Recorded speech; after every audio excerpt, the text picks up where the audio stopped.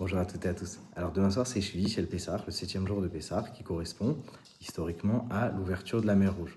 Et alors les Chachamim, ils ramènent, donc le Zohar dit que ce qui s'est passé le 7e jour, c'est Beatika Talia Milta, c'est des choses qui dépendent de quelque chose de très très haut qu'on appelle Atik, c'est des mondes très, très élevés. Bon.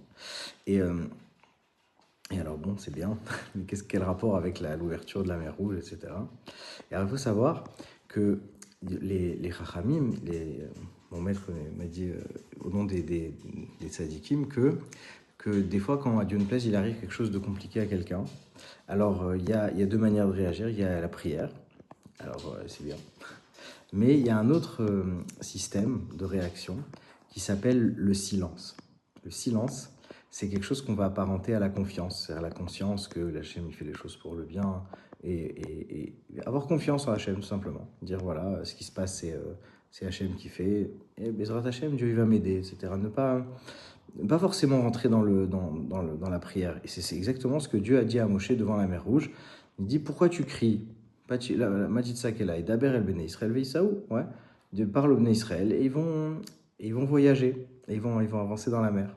Ça veut dire quoi? Ça veut dire qu'en fait, ce qui fait avancer les gens dans la mer, c'est la confiance. Et cette confiance-là, je pose pas de questions, voilà, j'avance, je plonge dans la vague, voilà.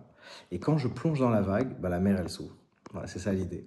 Et ça dépend. C'est-à-dire que ce que les Bnei Israël, ils ont fait de pas se poser de questions, de dire allez, c'est bon, ça va aller, etc. Et de rien dire, voilà, Dieu, il a dit on y va, voilà.